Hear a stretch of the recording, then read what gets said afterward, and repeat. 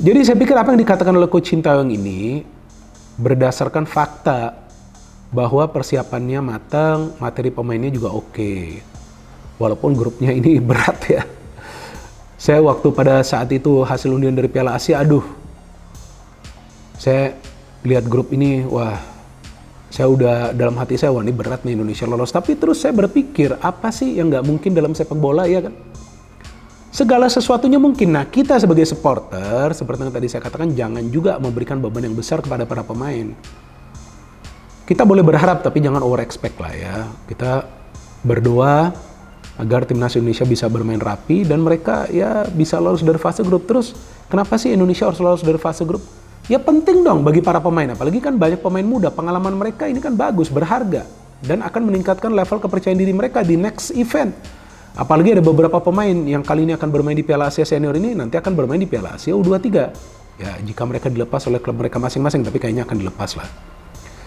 So ini kalau saya sekarang merasa optimisme dari Coach Sintayong ini ya karena memang dia tentu juga sudah mempelajari ya kekurangan dari timnas Indonesia yang kalah telak lawan Irak, kemudian gak bisa menang lawan Filipina. Tapi intinya satu teman-teman, jangan bermain defensif aja lawan Vietnam nanti. Udah, itu kuncinya.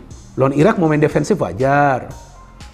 Mau lawan Jepang parkir bis, silakan parkir bis. Jangan kan parkir bis, parkir panser. Gak masalah. Tapi lawan Vietnam jangan bertahan. Kenapa harus bertahan? Itulah target kita untuk mendapatkan 3 poin. Sebaliknya sama juga bagi Vietnam.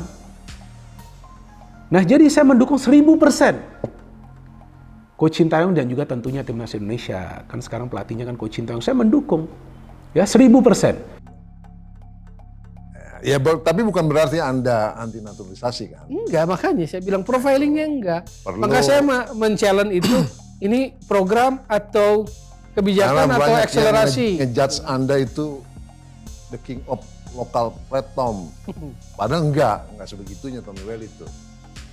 Dia mendukung naturalisasi, tapi yang mana dulu? Dengan target apa, ukuran apa, begitu kan? Ya saya lihat bagaimana membangun sepak bolanya. Kalau timnas bangun timnasnya bagaimana? Oke dia batu naturalisasi oke. Tapi kan harus dipertanggungjawabkan dong. Kalau Bung Toel melihat seberapa berpengaruh datangnya Justin Hubner untuk kemudian timnas Indonesia di Piala Asia nanti? Kalau dia seorang Messi ya pasti berpengaruh. Tapi kan dia bukan seorang Messi. Jadi Justin Hubner akan memberikan kedalaman skuad. Dia kan posisi belakang, center back, khususnya sebelah kiri. Berarti kalau bicara persaingan dengan Elkan Bagot tuh persaingannya kan. Dan dia juga generasi yang masih muda. Di atasnya kan generasi Jordi Amat, Sean Patinama, Sandy Walsh, Justin Hubner kan gelombangnya Ivar Jenner dengan Rafael Struijk. Jadi kalau bahwa itu kehadiran itu akan mengubah menjadi sebuah kekuatan, bukan itu. Kita harus melihatnya bahwa ini adalah menambah kedalaman. Nah jadi saya mendukung 1000% Coach Sintayong dan juga tentunya timnas Indonesia. Kan sekarang pelatihnya kan Coach Sintayong. Saya mendukung ya 1000%. Tapi jika nanti ada sesuatu yang kita ngelihat tidak logis, apalagi saya ngelihat tidak logis, ya tentu saya akan kritik juga. Tapi kritikan saya ini kan berdasarkan fakta, bukan berdasarkan sentimen. Apalagi berdasarkan kebencian, nggak bisa seperti itu. Ini yang main ini timnas Indonesia. Saudara-saudara kita sebangsa setanah air teman-teman. Coach Sintayong coba untuk memberikan yang terbaik bagi timnas Indonesia. Terus apa salahnya kita mendukung? Tapi ya kalau memang ada sesuatu yang kita lihat tidak wajar ya seperti yang tadi saya katakan ya nggak ada salahnya juga kita kritik. Tapi jangan menghina sampai menghujat, nggak bisa seperti itu. Apalagi banyak dari teman-teman yang sudah bikin tagar STY out pas kalah lawan Irak, nggak bisa seperti itu. Jadi banyak yang berpihak pada Anda, pendapat Anda ini adalah para pelatih. Ya saya sebutnya diantaranya adalah Fahri Husaini. Saya potong rambut. Nah, Karena tukang potong rambut itu kenal saya, dia tanya, kalau menurut Bapak STY gimana gitu kan. Saya agak bingung ini jawabnya gimana, lagi potong rambut harus dijawab lengkap kah gitu kan. langsung frontal tanya kayak gitu. Usia berapa kira-kira?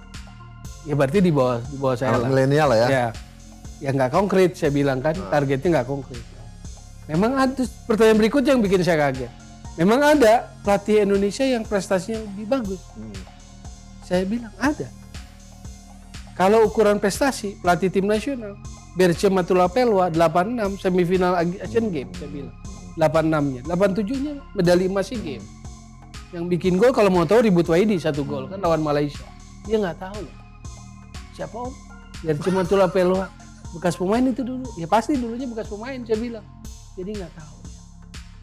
Itu usia milenial ya? Iya. Berarti kepala 30-an ya? Iya. 35. Jadi banyak orang nggak tahu historis. Bahkan 98 pun kita pernah mau digebuk, mau kena gas air mata segala macam pun mereka ngalami, kita ngalami gitu.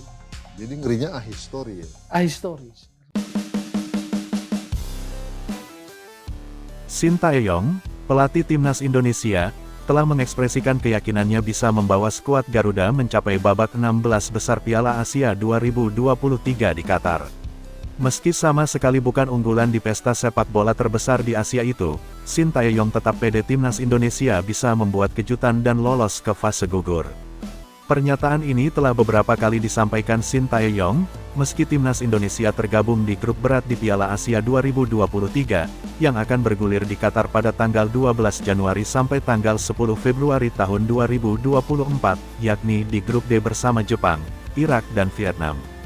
Media Korea Selatan, Best 11, turut mengamati ambisi Shin Tae-yong itu, dan menilai bahwa meraih tempat di 16 besar Piala Asia 2023 bukan sekadar mimpi belaka bagi timnas Indonesia. Shin Tae-yong dianggap dapat menjadi sosok yang membawa kejutan bagi timnas Indonesia sebagai kuda hitam turnamen. Mereka timnas Indonesia, sekali lagi bertekad untuk lolos dari babak penyisihan grup, tulis Best 11 dikutip Jumat 22/12. Berat bagi timnas Indonesia, namun bukanlah mustahil mereka lolos ke fase gugur. Karena ada 4 tim peringkat 3 terbaik di fase grup Piala Asia 2023, yang bisa lolos ke babak 16 besar. Dengan pelatih berkualitas seperti Shin Tae-yong, dengan segudang pengalamannya di level internasional, itu adalah ambisi yang masih realistis untuk dicapai. Jika mereka dapat melewati tim Asia Tenggara lainnya, Vietnam, dan meraih poin saat menghadapi Jepang dan Irak, Indonesia punya peluang untuk lolos, setidaknya sebagai salah satu peringkat 3 terbaik, tutup Best 11. Lawan timnas Indonesia di Piala Asia 2023, 2024 Jepang, Irak, dan Vietnam, juga melakukan persiapan panjang sebelum tampil dalam ajang prestisius Asia ini. Timnas Indonesia akan menjadi tim dengan persiapan paling panjang.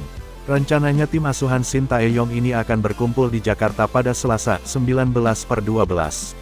Pemain bisa melakukan pemusatan latihan dengan durasi panjang karena Liga 1 2023/2024 diistirahatkan. Kompetisi baru akan bergulir kembali pada tanggal 4 Februari tahun 2024. Pada Rabu, 20/12, Asnawi Mangkualam dan kawan-kawan akan bertolak ke Turki.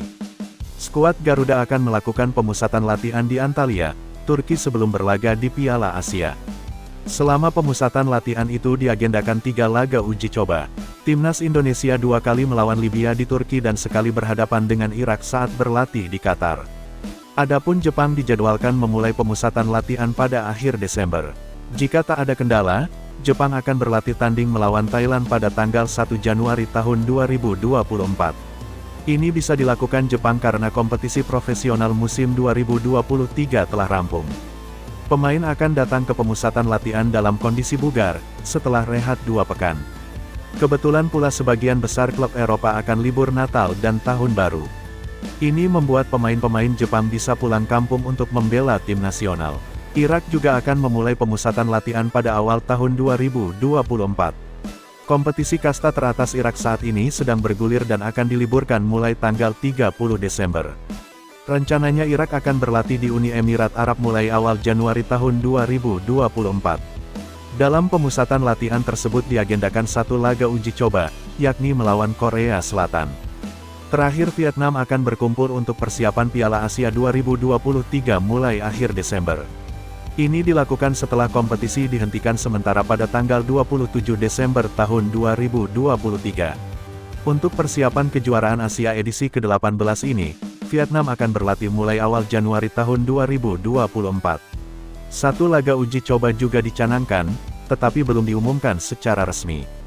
Dengan ini, Timnas Indonesia menjadi tim dengan persiapan paling panjang.